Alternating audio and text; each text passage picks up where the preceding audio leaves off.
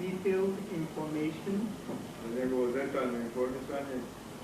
much of which is being heard from, by us for the first time.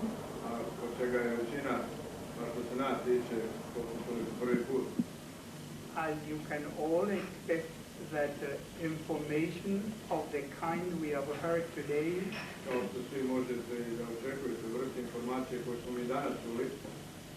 deserves our full attention to examine and study. I repeat, much of what we have seen and heard today, we are hearing it today.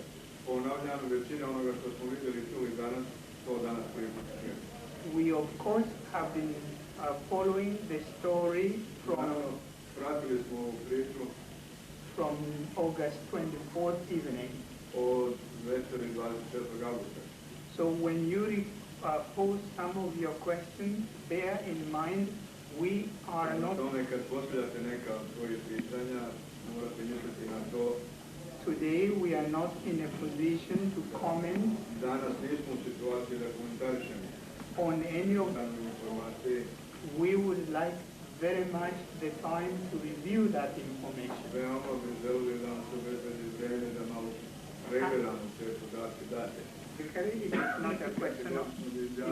It's not a question of lack of confidence.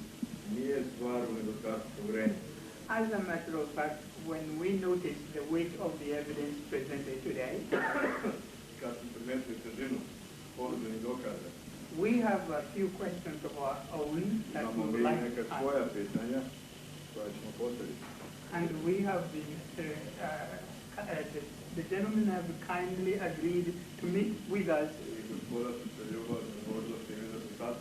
so that we can pose our own questions. Just like you have questions. Ja se još jedan put izvinjam.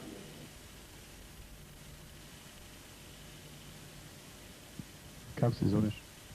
Pavlović Senat. Kad si rođen? 65. Gdje? Bosanski Novi. Gdje si u posljednje vrijeme bio nastanjen? Nastanjen sam u Sisku. Tamo si radio? Tamo sam radio kao poljoprivrednik. Otkud baš da se ti nađeš u ovoj jedinici koja je bila na području Slunja? Zato što kupe na cijelom području Hrvatske svi koji su muslimani. Sve kupio odred. Ti si nasilno, znači mobilisan, nisi dobrovoljno otišao? Ne, nisam dobrovoljno. Mobilisan sam na silu. Gdje su te pokupili, tako kažeš? Gdje ste našli? U Sisku su me našli. Idu po kućama i kupe sve odrede. Faktički ti znači nisi imao drugog izbora nego krenuti s njima? Samo to. Kad je to bilo? Kad ste pokupili?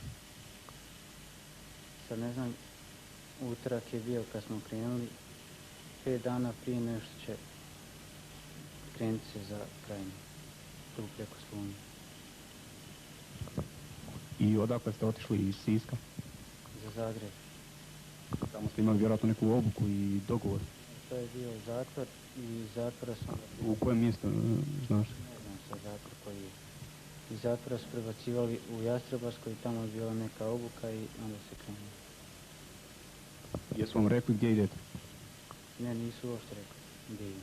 Rekli su samo da se ide za Krajinu, a pravac i put nije nikad ništa znao.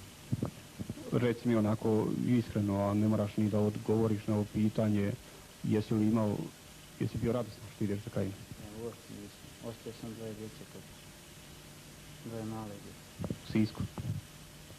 Koja nije zbrinuta nikad. Pa jesi li tada kad ste krenuli iz Zagreba znao s kojim ciljem idete? Nisam znao s kojim ciljem. Jednostavno oni kupe cijelo vrijeme. Jesi imao u putu mogućnosti da izbjegneš to da... Nisam oko nikad. Kako ste bili naoružani? Automatske puške nisu dobro.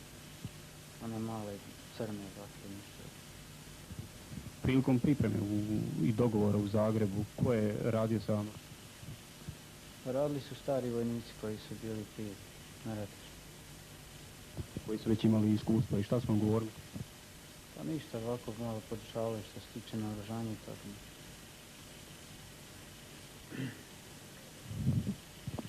Šta sad i sam vjerojatno uviđaš da je akcija propala, da od toga ništa nema.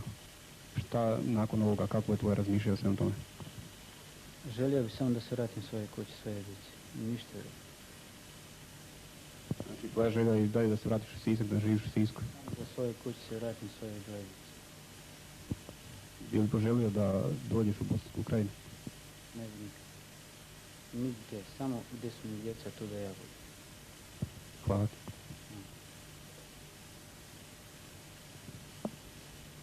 Kako se zoveš? Mihić Suvac Odakle si? iz Bosanskog Novog. Tačno iz Bosne. Da. Gdje si živio prije ove akcije? Iz Bosanskog Novog otišao sam u Zagreb kao izbjeglica. Kada si otišao u ovome konvoju, kada je konvoj muslimanskog naroda iseljavao iz Bosanskog Novog? Tad si otišao? Da. To je 23. 3. jula. Da. Otišao si dobrovoljno tada? Pa tako kažu da smo dobrovoljno otišli iz Bosanskog Novog. Gdje si planirao da kreneš tada, kad si polazi iz Bosanskog Novog? Pa pošto sam imao neki rođaka u Zagrebu, otišao sam u Zagreb. Mislio sam za Njemačku, međutim nisam uspio ući se, pošto je bilo mnogo izbjeglica. Znači, direktno kada je UNPROFOR vas proveo do Karlovca, ti si odmah imao mogućnost da odeš za Zagreb. Jesi otišao? Da. Odmah sam otišao za Zagreb isto. Gdje si bio smješten u Zagrebu? Bio sam kod rođaka svog jednog koji je u Zagrebu živi već duže vrijeme. I kako onda baš da se ti nađeš u ovoj jedinici koja je krenula preko Slunja put Cazinske krajine? Pa pošto po Hrvatskoj kupe sve sa bosanskim dokumentima. Kupe i jednostavno vode nazad, kaže da se moramo vratiti, pošto je opšta mobilizacija u Bosni i Hercegovini. Pa kako si saznali da si ti tamo? Pa na ulici. Na ulici ustavi policija i traži dokumente, vidi da imate dokumente bosanske i odmah vas vodi. Faktički ti onda nisi imao izbora nego krenuti sa njima.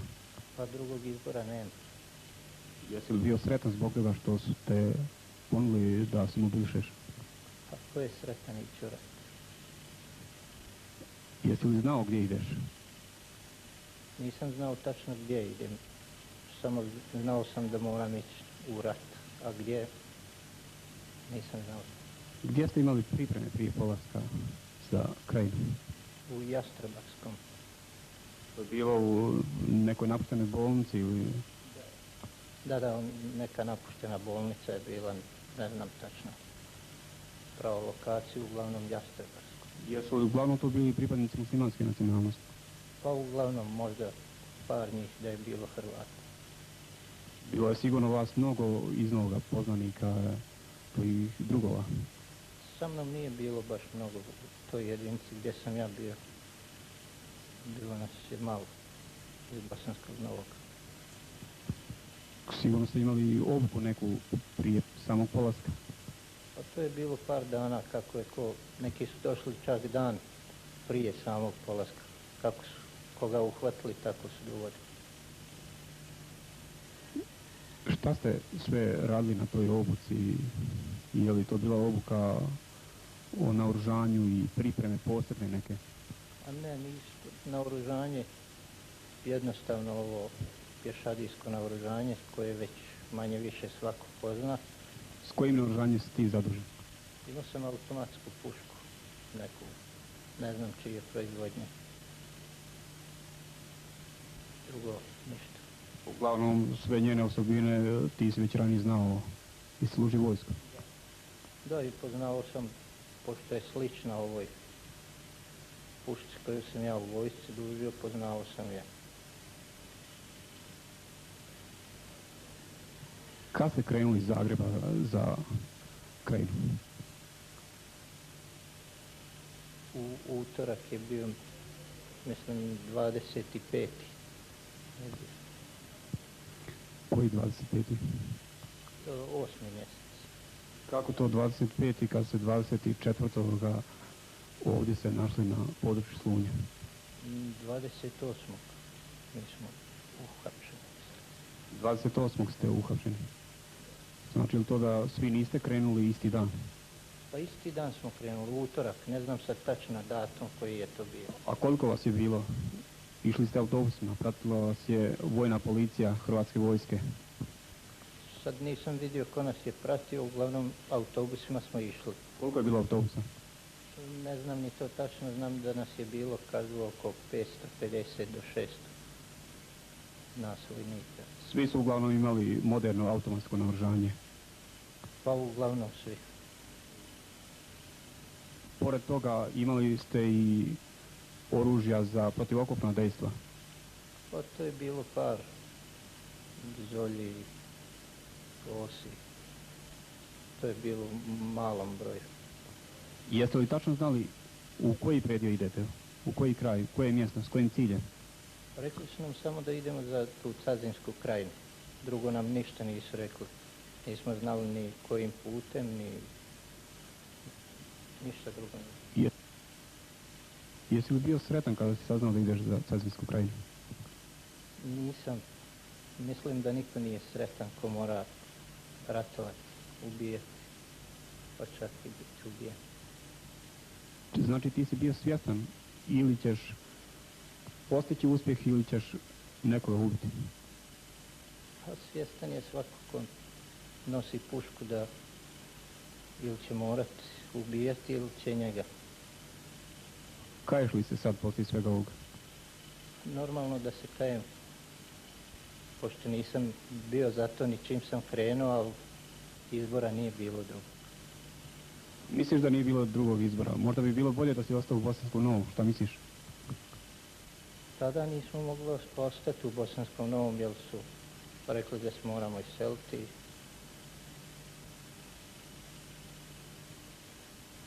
Stvari su tako se odvijale i drugčije. Gdje si tačno uhvaćen? Na kojem predelu, znaš? U Kozari Boku.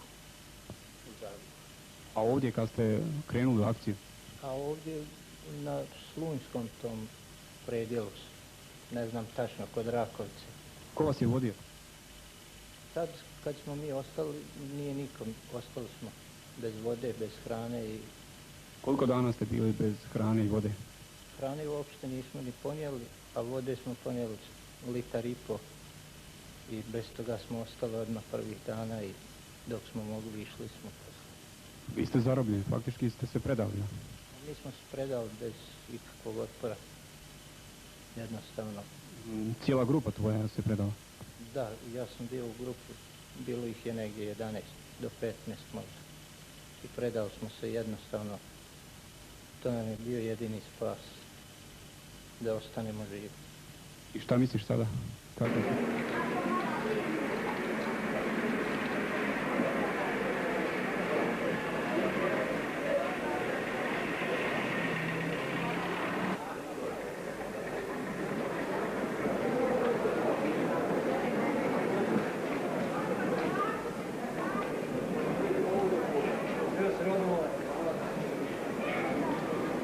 Through the radio, so everybody knows how to do, and everybody knows what assistance we can provide.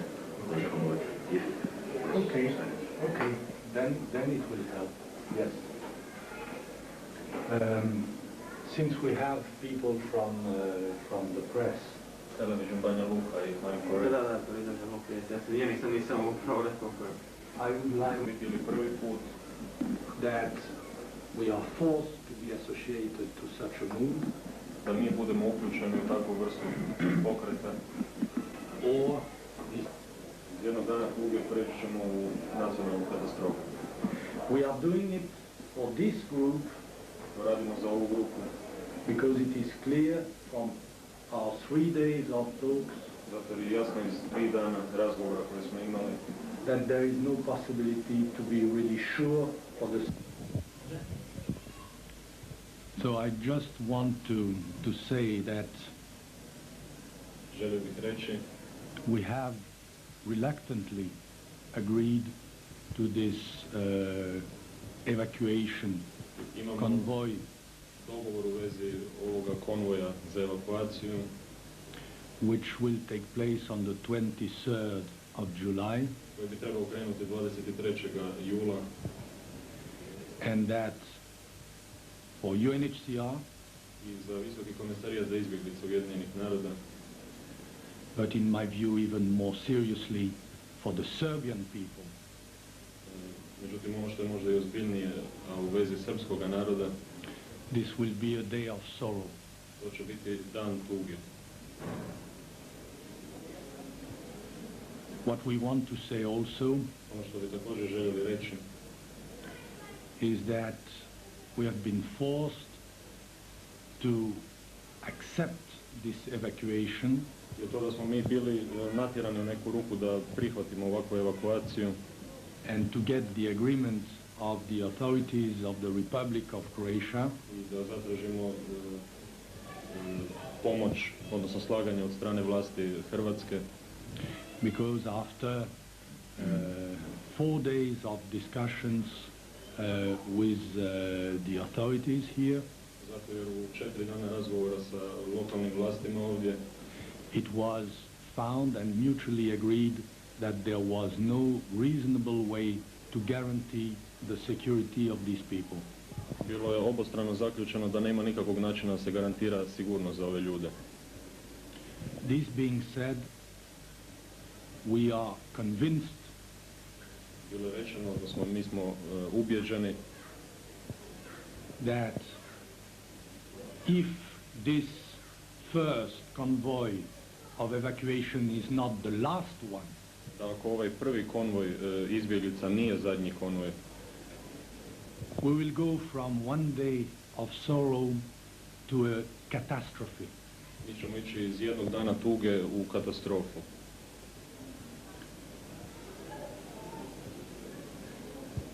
The epidemic of partition, of ethnical cleansing and partitions, which started in 1947-48 with the partition between India and Pakistan, Ovakva epidemija etničkog čišćenja koja je počela 47. odnosno 48. godine između Indije i Pakistana has now reached Europe sada je dotakla Europu through the Balkans. preko Balkana. And there is a real danger I postoji prava opasnost that this movement da će ovakvo kretanje, may spread all over the world. da će se raširiti po cijelom svijetu. There are all over the world thousands of countries Širom svijeta postoji hiljade država that have ethnical minorities. koje imaju nacionalnosti i manjine, nacionalne manjine. And if all of them are going to be expelled, I ako svi oni moraju biti izručeni, we will create chaos all over the world. stvorit ćemo kaos širom svijeta. And of course as well in Europe. I naravno i u Europi. So I want to repeat this message. The Serbian people Zato želim ponoviti poruku da su Srbi who have so much suffered in the last 3 centuries koji su toliko patili tokom zadnja 3 stoljeća, which has so often been betrayed in its fights for its own liberation, koji su toliko puta bili prevareni u borbama za svoju slobodu, is going to fall into a terrible trap. pašće u jednu užasnu klopku. And we want to appeal to all the honest citizens, I želimo uputiti apel svim poštenim građanima, all the Serbs who believe in their country, svim Srbima koji vjeruju u svoju državu, who fought for their country, koji se bore za svoju državu, to avoid that terrible trap into which they are going to fall. da izbjegnu tu klopku i tu zamku u koju trebaju pasti.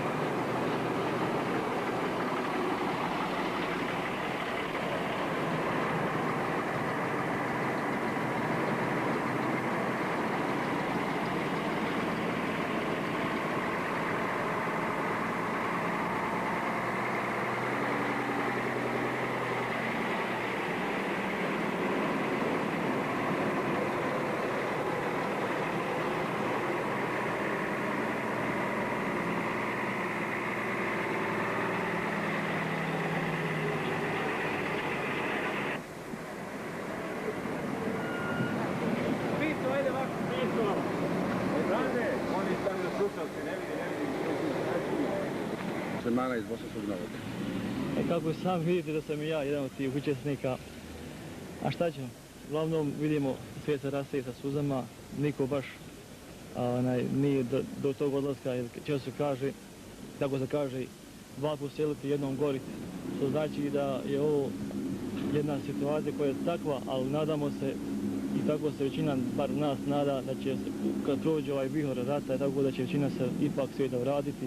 Evo, tu je mnogi svijet rođen, tu je odrastao, tu ga veže sve moguće uspomene, međutim, tako je sada možda najbezbolnija je upravo to da se odatle uklonu, da, što kažete, da kakav takav smještaj nađu, a nadamo se da će ovo nesuglasice, jedan taj međunacionalni sukob proći, iako Bog da će bar dio naroda koji ipak tu ima svoje korijene, koji je rođen, koji su njegovi djedovi i pradjedovi tu živjeli, da će ipak vratiti ovdje na ove 2 rijeke, Unu i Sanu, da će ipak krajnji ipak, moramo znati to da moramo opet zajedno živjeti. Koliko će doći muslimana kasnije, koliko će ostati i tako, to će opet zavisiti i od možda uslova života i tako. Kažete mi kako komentarišete još jedno suprotstavljanje muslimana i Srba u ovom vijeku? To malo je pitanje koje bi se trebalo malo šire se i duže se razlagati. Ja kad objašnjavao, naravno svako sa svog stanovišta, ovisno o profesiji, naravno ja bih pokušao sa teološkog stanovišta da objasnim ovaj sukob. Međutim, ako postoji sukob, on uopšte nije došao sukob unutar vjerskih zajednica. Ja sam upravo sa svojim kolegom Nemanjom koji je ovdje pokušavao i rekli smo kada bi se političari složili kod nas dvojica ne bi nikakvih sukoba bilo. I da su je razlog bio upravo što danas postoji sukob muslimana gdje postoji, što su upravo muslimani i Srbi, što su u tim mjestima se odrekli svoje vjere. Ja sam uvijek govorio, kad se vrati Srbi, pravoslavni muslimani i islamu, tad će biti sloga i bit će mir. A upravo to što je nacionalizam u jednom datom momentu je došao do izražaja, a vjerski su se svi potencijali, svi mogući vjera je ostala na stranu, mada tu je govoreno da ima i tu utjecaj vjere, međutim, moje gledanje i mislim da je, toliko sam duboko uvjeđen da je bilo i trun vjere, da su imali ti ljudi koji su vodili narod, da su imali, da je narod inače koji je već dugo vremena bio otkinut od vjere, da je povratio vjeru, da je bilo vjere i kad se povrati, kažem Srbi, pravoslavni muslimani i islamu, tad zaista će biti pažnje muslimana prema crkvama, odnosno Srba prema džamijama. Još mi recite, molim vas, ako hrvatske vlasti budu htjele da muškarce obuku u uniforme Zbora narodne garde ili bilo koje druge, kako ćete reagovati? Prvo, reagovat ću tako što mi nismo njihovi državljani, nismo i idemo privremeno. Druga stvar, mi pogotovo vjerski službenici ćemo insistirati da pretpostavljam da i oni svoje vjerske službenike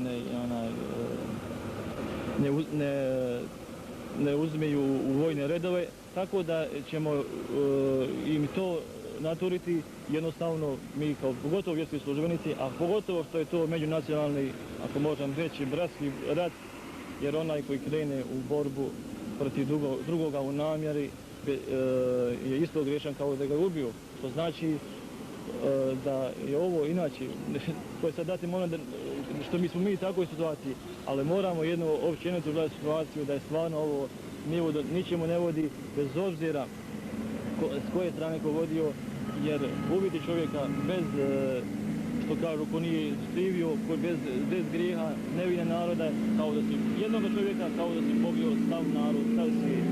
Hvala vam lijepo i sretno put. Hvala i vama. Hvala.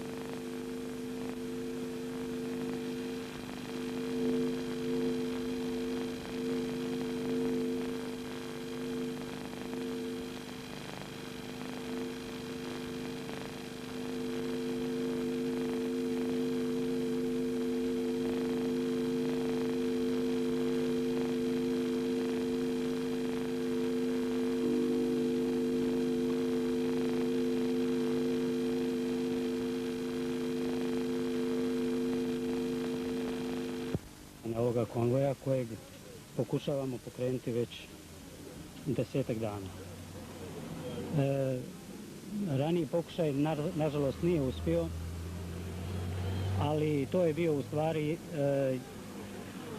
pokušaj koji je ipak bio na neki način doveo ovo finale do uspjeha. Drago mi je ipak što ova mučna situacija se okončava na jedan, da kažem, ljudski način. Jer mislim da odlazak koji je morao biti ipak je ljudski ako je to u okviru ljudskog dostojanstva. A to znači da se može ići slobodno, bar sa onim dijelom pokretne imovine koju čovjek može ponijeti sa sobom. Da se ne ide sa kesama ili čak i bez njih, kao što je to slučaj bilo često ranije u ranijim konvojima. Ja znam da ovaj suludi rat je izazvao mnoge drame i nadam se uskoro da će on prestati, jer mislim da ipak i Srbi, i muslimani, i Hrvati ipak su osuđeni da žive zajedno. Hvala. Hvala.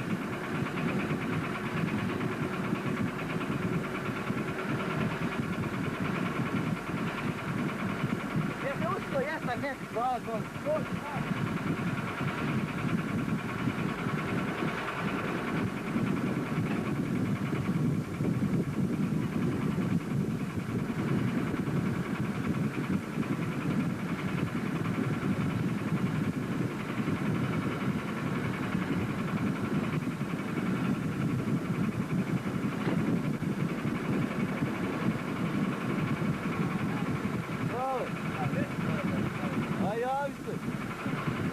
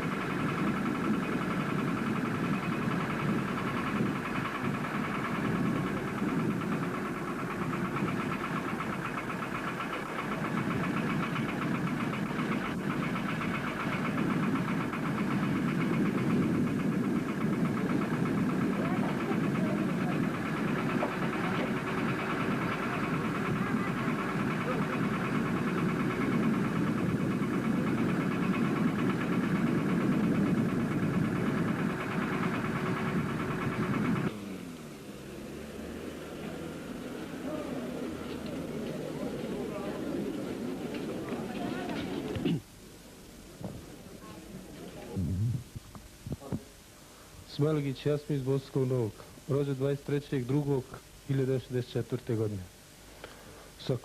Sa početkom iz Bosanskog Novog krenuo sa kovojom iz Bosanskog ispred hotela. Normalno obećali smo nam za Njemačku i tako sam pristao na taj kovoj da idemo. I normalno kad smo krenuli sve autobusima, došli smo do Vojnića tako, pa Umprofor nas je prebacio svi u kamionima tamo, 4-5 kamiona je normalno ošlo za Njemačku. I normalno poslije da noć je pala, nije niko više ošlo za Njemačku, onda drugu noć su rekli bit će drugi. I normalno nismo ošli mi iz Bosanskog Novog, nek su ubačeni Hrvata koja veza imala pare najvjerovatnije. I to. I tako da smo ostali u Karlovcu. I da smo i tu ostali prevarene pravo, mislim i to. I da nismo ošli niđe, da sam morao tražiti smještaj neđe u Zagreb i to da je Šurjak došao po mene i da sam ošao u Zagreb u Kozarski bok.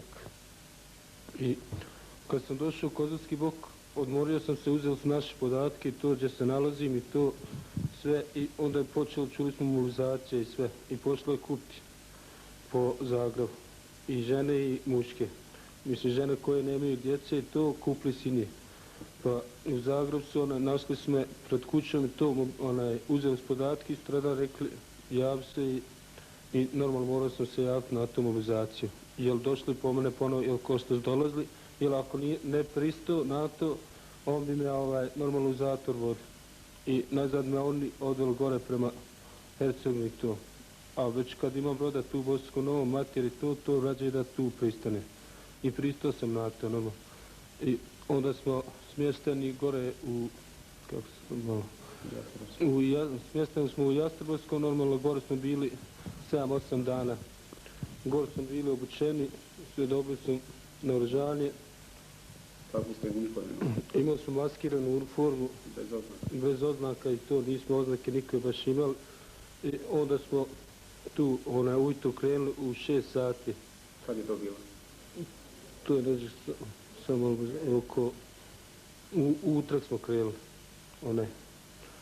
To je neđe bilo tamo oko 25. Znači ovdje smo 8 dana u zatvoru, tako...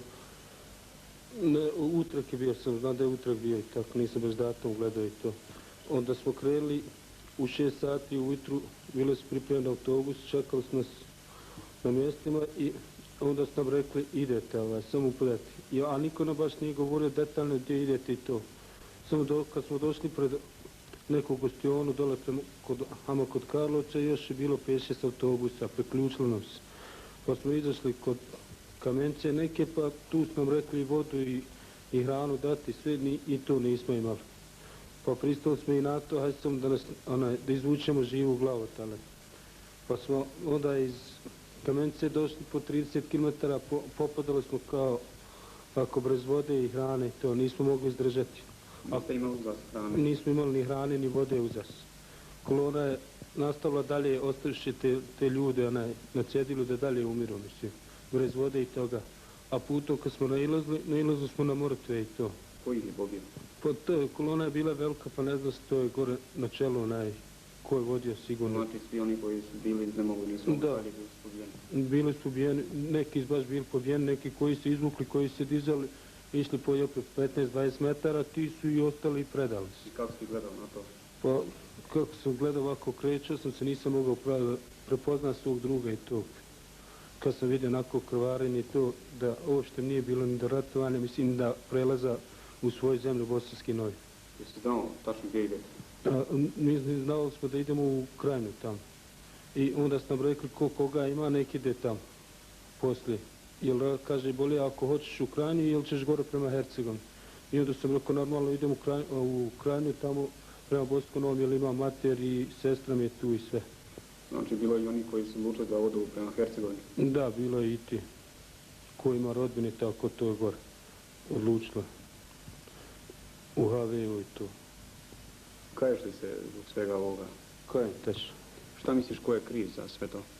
Pa ja mislim više hrvatska vlada što nas je poslala i to.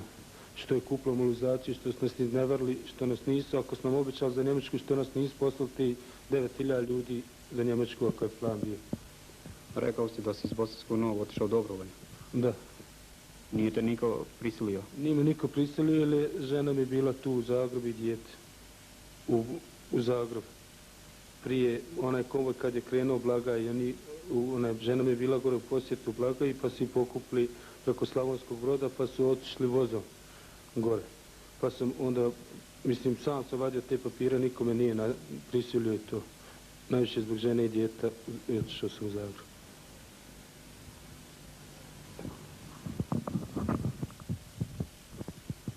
U kojoj si jedinici bio?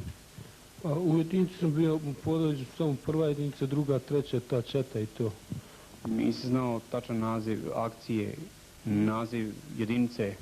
Nismo znali tek poslije to. Oni su rekli da će nam reći kad pređemo u Ukrajinu i to. Je li bilo nekih priča da se to zove Handžar divizija ili... Pa priča je bilo da je to Handžar divizija i to. Ali tek su onda rekli nam da će nas raspodijeliti po nekim jedinicama i to, te ljude i tako. Je li vam niko možda rekao da se cjelokupna ova akcija zove Rakovica 92? Ne, nije. Niko nam to nije spomenuo, ni koliko smo gore bili 7-8 dana, niko nam ništa nije rekao tome. Nek smo samo rekli za Krajinu, ništa više. Baš to onaj pitanje nam niko nije ni spomenuo i to. Ti si znači imao ipak želju da se prebaciš u Bosansku Krajinu? Imao sam želju najviše u Bosansku Krajinu zato što me mati i sestra tu. Ali otkud od jedan put ta želja kad si malo prije rekao da si poželio da odeš iz Krajine za Zagreb? Pa zato što sam stijeli gore onda za Hercegovinu. Da nisam pristao vama onda bi za Hercegovinu još. A gore u Hercegovini nemam nikoga i to. Ja znam koliko je gore to, imam isto. Ratno je stanje i to. Koji u Bosanskom Novom i tako mirnije bar. Gdje si ranije radio? A niže, bio sam na Slobodnom stadionu, više oružja, onako privatno. Šta misliš ko je kriv za cjelokupnu situaciju u Bosni? Pa u Bosni? To je sad malo teže. Više političar nek mi. Više političar ovi vrhovni što se bore za stolicu nek mi sirotnja i to, eto. Pa koji su tvoji motivi onda bili da se ti ideš boriti u Bosansku Krajinu ponovo? Jesi imao prilike, služio si vojsku, imao si prilike, nisi služio vojsku ranije? Vojsku nisam uopšte služio i ovdje sam isto to pitanje njima postavio, kaže, nas ne interesuje, kaže, što ti vojsku nisi služio, ti kaj možeš kuhar, ako ne znaš pušku držati, možeš kuhar biti. I to. I uopšte nisi gledal na to što nisi vojske služio i to. Hvala. Za sve ovo što ste radili, zašto ste bili angažovani, je li vas neko iz Hrvatske vojske plaćao? Iz Hrvatske vojske baš niko nije plaćao. Jesu li vam nešto nudili, neku novčanu pomoć? Pa jedinu pomoć su rekli da će nam porodici bar po 100 maraka dati ako uspijemo završiti akciju? Ne, ako mislimo prijeći to, ako se dobrovoljno obučemo i to. Mislim, ako se obučemo da nas on ne sile, da nas ne maltretiraju porodicu i to, da nas ne istjeravaju na neko drugo mjesto. To je. Faktički otišli ste samo sve ostalo na obećanjima? Da, to faktički smo ošli, to je sve obećanje i to, ali ništa od toga. Jeste li vjerovali da će jednog dana to da isplate? Nismo vjerovali, to nema toga ništa. Ili su dali vodičima para i to. Šta misliš o demokratiji u Hrvatskoj? Ne znam šta se pravim te. Samo nisu pravljeni prema muslimanu. Pa oni su već odavno najavili da su vrata prema muslimanima otvorena. Istina, bilo je nekih peripetija. Vi ste napustili Bosanski Novi i otišli ste tamo vjerojatno u jednom uvjerenju da će tamo biti bolje. Jesi li sada razočaran nakon svega? Oko toga sve sam razočaran, ali ipak bi morao familiju izvući tamo, pa je bilo u Novom nema više šta tražiti, u Novom sam više, kako bi rekao, pribjegao više u Hrvatsku. Pa i sad iz Hrvatske, ako mognem ikako, ako se sve ovo dobro završi, to volio bi za Njemačku da više nisam ni u Hrvatskoj, ni u Bosanskom Novom. Sramota me sve ovo što se desilo. Jenda. Dedić Hasan, rođen kod Bosanskog Novog, selo Suhači. Ti si malo prije izjavio da nisi živio u Zagrebu, već si bio u Njemačkoj. Da. Kad si došao u Zagreb? Prije mjesec, sad je prošao mjesec. Koji povod bio je tvog dolaska? Familiju tražite. Ova koja je došla s konvojem? Da. Jesi uspio pronaći familiju? Nisam. A otkuda se ti nađeš u ovoj jedinici? Pa išao sam tražiti familiju. Čuo sam da su u Velikoj Kladuši. A gore? A nisi znao za ovu akciju koja je bila planirana? Nisam znao, samo znao sam da će ići tako, da će za Krajinu ići tamo i priključio sam se tako. A ipak ste bili naoružani? Pa dalo je svakome naoružanje. Morao sponiti. Bez naoružanja nisam mogao ići. Nisam mogao ići. Nisam mogao upasti u obzir. U Bosanskom Novom neki objekti su oštećeni, a poneki srušeni. Na inicijativu kriznog štaba opštine komunalni zavod je dobio zadatak da sanira te objekte i da očisti teren. Gospodine Stuparu, šta je do sada učinjeno i šta se radi da se to zemljište osposobi, odnosno ruševine uklone? Ovako, odlukom kriznog štaba koje sam ja dobio naredbu da vidimo i snimimo stanje, komunalni zavod je uradio sljedeće. Formirao je komisiju od 5 članova, uglavnom građevinaca, koji su napravili uvid i snimili stanje na komuni i konstatovali da je ukupno na području Bosansko-Novske komune oštećeno oko 167 objekata. Od toga 42 su za uklanjanje, a 125 objekata se može sanirati. Zatim je komunalni zavod odredio nosioca posla građevinar koji je sa svojom mehanizacijom i strojevima počeo i prišao čišćenju, odnosno uređenju grada. Jedan dio u centru grada je već urađen, a sada nam predstoje poslovi na okolini grada i prekosanju dolini Japre i Blagaju. Vodilo se računa i o tome da oni objekti koji su ranije smetali po urbanističkom projektu, a uglavnom za prolaz magistralnih puteva, vodova i tako dalje, se uklone sa tog mjesta i te prostori se dalje ne daju za individualnu izgradnju, već da se kod dalje razrede regulacionog plana, odnosno urbanističkih projekata, iskoristite parcele. Šta sa drugim lokacijama koje su upotrebljive za lokaciju? Dobro, koje su upotrebljive radit će se nakon ovoga svega i nakon smirivanja, radit će se urbanistički projekti na nivou grada, na nivou komune i onda vjerovatno će na osnovu tih projekata biti dodjeljivani, odnosno izgradnja u komuni. Putem licitacije? Pa, vjerovatno, putem licitacije, tačno. Vidimo da na jednom broju objekata već su ispisani nazivi vlasnika, ili to urađeno samovoljno? Pa, pazite, mi što raspolažemo sa društvenim objektima na komuni još nismo vršili nikakvo dodeljivanje, niti licitaciju, već to su natpisi uglavnom kod objekata koji su bili u privatnom vlasništvu. Trenutno ovdje imam kod sebe par molbi, ali kasnije će ići rješavanje nakon ovoga smirivanja. Hvala.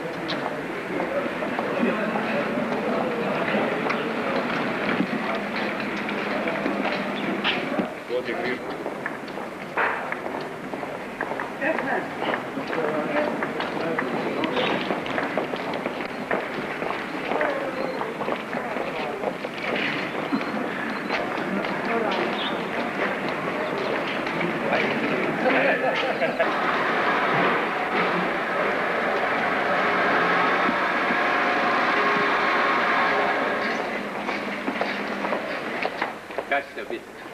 Trebalo večeras u dnevniku.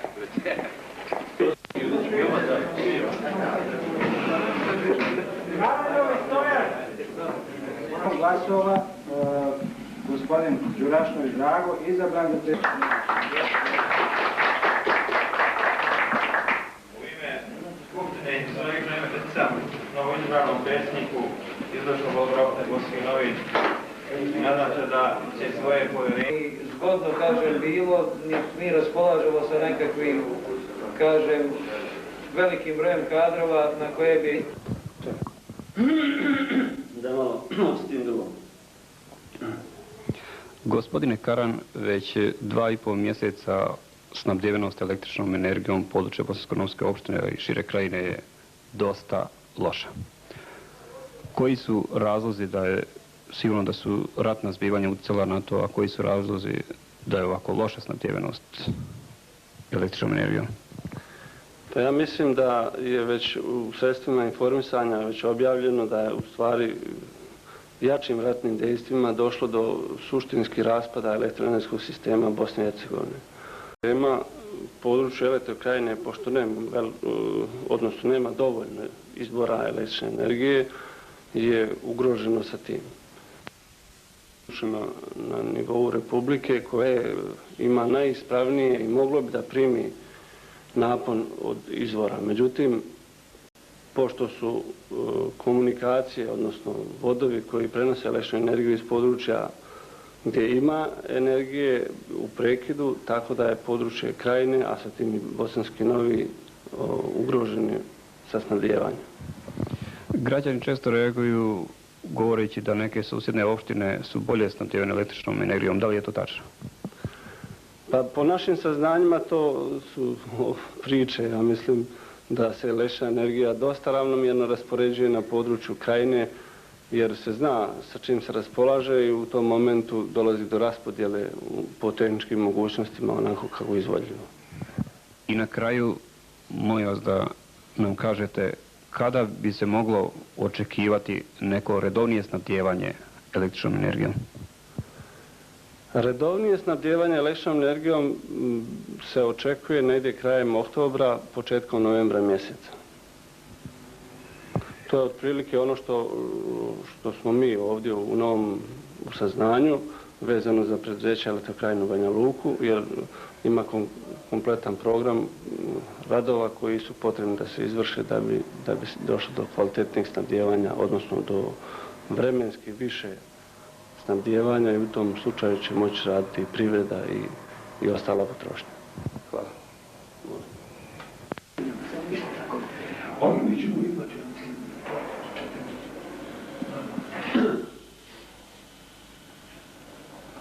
Kriterij je uspjeh srednje škole u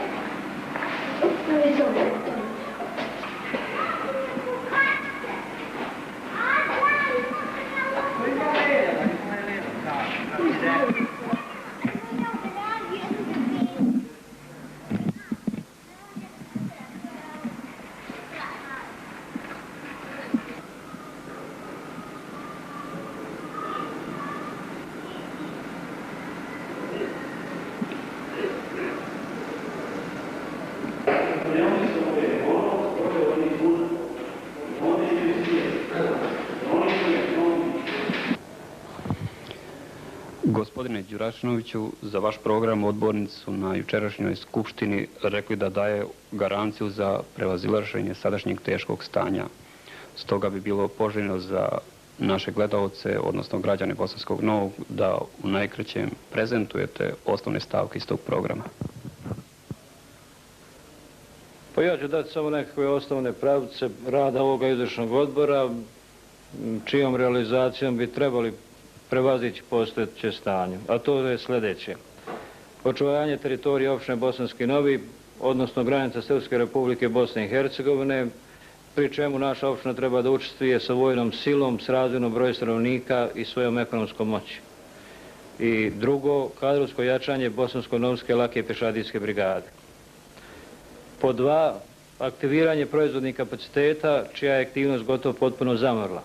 Obzirom da je osnovni problem za rad privrede nedovoljno snabdijevanje električnom energijom, a čija redovnija isporuka se ne može očekivati prije 11. mjeseca, kroz dogovor sa elektroprenosom i elektrodistribucijom treba izvršiti preraspodjelu električne energije onim privrednim subjektima i samo za proizvodnju onih proizvoda koji će uz optimalnu potrošnju električne energije obezbijediti poduzeću najveću produktivnost i rentabilnost. Zadatak je preduzeća da svoj tehnološki proces podrede ovim zahtjevima. Neophodnu količinu nafte i naftenih derivata preduzeće će obezbeđivati kroz izvoz pomenutih roba, odnosno kroz direktnu kupovinu na ino tržištu preko poslovnih banaka. 3. Obezbijediti bolje snabdijevanje općine robama široke potrošnje, prvenstveno prehrambenim proizvodima, eliminišući pri tome monopolistički položaj pojedinih trgovinskih preduzeća. Istovremeno obavezujući izvoznike da svoja izvozna prava ponude samo onim organizacijama koja će tržištu ponuditi najbolji i najjeftiniji asortiman roba. Maksimirati pojedine cijene, kao što su cijene ulja, šećera, brašna i cigareta, a gubitak na ovim proizvodima kompenzirati kroz ostalu robu široke potrošnje, odnosno kroz dodatno oporezivanje pojedinih proizvoda i usluga. Aktivirati rad privatnih radnji i lokala. 4. Posvetiti dužnu pažnju pitanjima boračko-invalidske i socijalne zaštite učesnika rata 1991.–1992. godina. Ovo pitanje riješiti resorski, formiranjem sekretarijata za ove poslove i imenovanjem profesionalnog člana izvršnog odbora za ova pitanja. Finansiranje ovih potreba riješiti uz dodatno oporezivanje pojedinih proizvoda, usluga, lokala, ličnih dohodaka itd. Uporedo insistirajući kroz organe regije i Skupštine Srpske Republike Bosne i Hercegovine da se pristupi rješavanju ovoga pitanja na tom nivou. Izgraditi kriterije po svim pitanjima iz ove oblasti, sve sa ciljem pravednijeg regulisanja pomenute problematike. 5. Čvršće povezivanje sa autonomnom regijom Banja Luka, obzirom da je bivša subregija Prijedora, prema tome i općina Bosanski Novi, ostala na rubu zbivanja u autonomnoj regiji Banja Luka. Insistirati po svaku cijenu da se u vladu autonomne regije Banja Luka ili za direktora nekog od fondova javnih preduzeća imenuje neko iz ove komune, jer smo jedina komuna koja nema kadrove na rukovodnim mjestima u tim organima i institucijama. Obezbijediti također tješnju saradnju sa općinama iz obe regije i to na ekonomskom, političkom i kulturnom planu. 6. Uspostaviti funkcionisanje pravne države na području općine Bosanski Novi, to je dosljednu i principijelnu primjenu svih pozitivnih zakonskih propisa Srpske Republike Bosne i Hercegovine. Za realizaciju ovih zakona i odluka tražit će se puna odgovornost od stanice javne bezbjednosti, komande brigade, drugih ratnih jedinica, vojne policije, te financijske policije koja se mora odmah organizovati pri službi društvenog knjigovodstva. 7.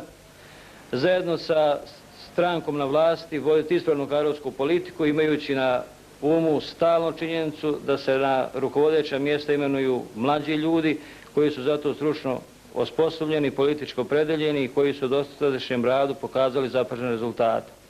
8. U svim svojim aktivnostima izvršni odbor neće izlaziti iz dogovorene i zacrtane politike Srpske demokratske stranke uz maksimalno uvažavanje konstruktivnih prijedloga opozicije. 9. Pristupiti transformaciji pojedinih privrednih i društvenih subjekata kao što su dom zdravlja, apoteka, trgovačke organizacije, benzinska pumpa, elektro, PTT, pojedini fondovi i sekretarijati organima uprave, a sve sa ciljem racionalnijeg i uspješnijeg poslovanja. Ove odluke donositi samo na osnovu valjano urađenih elaborata o ekonomskoj i društvenoj opravdanosti spomenutih transformacija.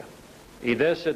Permanentno pratiti rad privrede, držeći neposredne kontakte sa rukovodiocima preduzeća, 15-dnevne sastanke sa rukovodiocima proizvodnih organizacija, te kroz redovne posjete i obilaske svim preduzećima. Uvesti praksu održavanja sjednice izvršnog odbora po preduzećima u svim slučajevima kada je na dnevnom redu pomenuta problematika. Gospodine predsjedniče, na kraju samo jedno pitanje. Ulogu predsjednika vlade preuzeli ste u zaista nepovoljnim okolnostima. Smatrate li da ćete ova teška vremena sa ovom ekipom koju ste predložili i koju su jučer odbornici prihvatili moći u što skorijem roku da počnete prevazilaziti određene probleme i tražite nepovoljnija rješenja? Ja sam ovo shvatio kao moralnu obavezu da...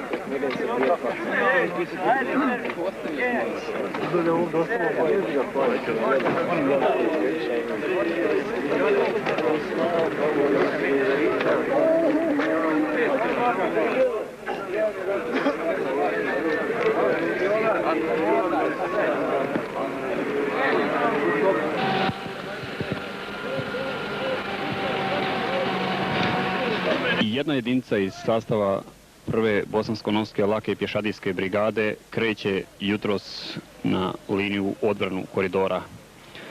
Majore, vaša jedinica je već izvjesno vrijeme ovdje na okupu, na obavljanju izvjesnih zadataka, bila je kraće vrijeme na odmoru i sada kreće na novi zadatak.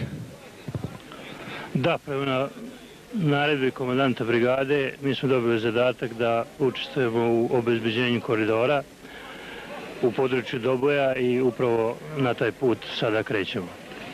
Smatrate li da je jedinica u potpunosti spremna i da će taj zadatak obaviti uspješno? Pa s obzirom da je jedinica već duže vrijeme mobilna, cijenim da je sposobna za izvršenje ovakvog zadatka i mislim da nema nekih značajnijih problema. Hvala.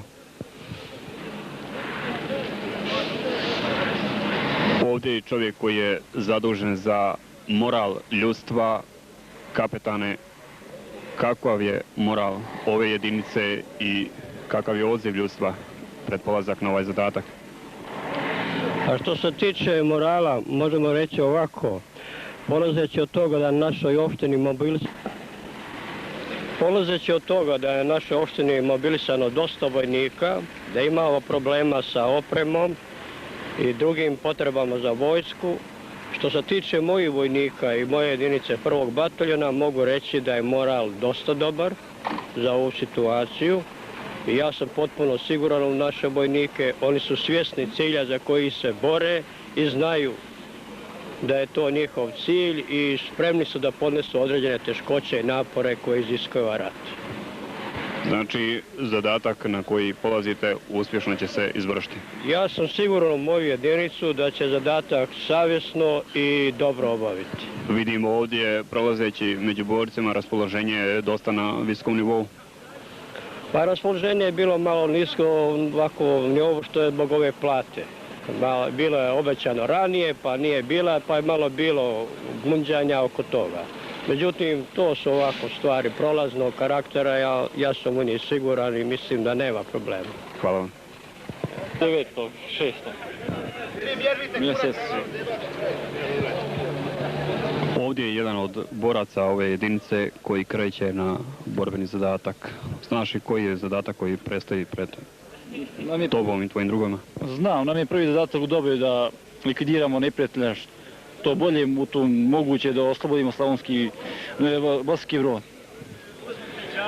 I naravno da se očuva ovaj koridor za Srbiju. Jeste, vrlo je značajan Bosanski Brod i ovo ostalo što su naši drugovi uradili, a mi ćemo da postignemo što boljim rezultatima, da uradimo i mi svoj posao, da ovimo što uspješniji. Koliko si već dugo mobilisan? Pa ima, ja sam već mobilisan 10 mjeseci, a ima tu drugova koji su mobilisani isto tako, ima nas dosta. Znači imaš podosta ratnog iskustva i nije te strah pred polazak na ovaj zadatak? Ne, ovdje nas nikog nije strah, jer znamo zašto se borimo za Srpsku republiku, to jest i bit ćemo morati da što prije ostvarimo u najboljim rezultatima i tak te stvari. Hvala ti, sretan put. Hvala lepo. Ovdje, dok se jedinica sprema za polazak na put, pitamo jednog borca koliko je već dugo na ratištu. Na ratištu sam od 29.6. Znaš li na koji sad zadatak ideš? Idem u Doboj. Na odbranu ovoga koridora. Jeste li ti i tvoji drugovi spremni? Jesmo. Znači zadatak će se u potpunosti ispuniti. Zadatak će se ispuniti u potpunosti.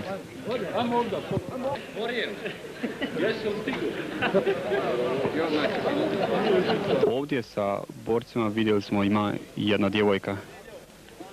Vidim da si i ti spremna. Krećeš sa ovim borcima na koridor. Da, krećem s njima. Ja sam dobrovoljka i isvodne sam, zovem se Lazić Dragana. Koliko si već dugo u ovoj jedinici? Pa 1 mjesec i po dana. Znači već neko iskustvo postoji i nije te strah pred polazak na ovaj zadatak? Pa nije me strah, iskustva baš nemam nikakvog. Ovo je prvo vatreno krštenje, kako vele. Šta je to što je bilo presudno baš da se ti odlučiš da kreneš? Pa ja sam inače izbjeglica iz Zagreba. Onda druga stvar, sva što se vidi na televiziji, tako, društvo, sve se razišlo, sve. Znači, patriotizam prema ovoj Srpskoj republici i osnovni motiv je bio da se odlučiš da kreneš u odbranu ove domovine. Pa to je glavni cilj. Hvala ti i želimo ti mnogo uspjeha. Hvala i ja vama također. U oko.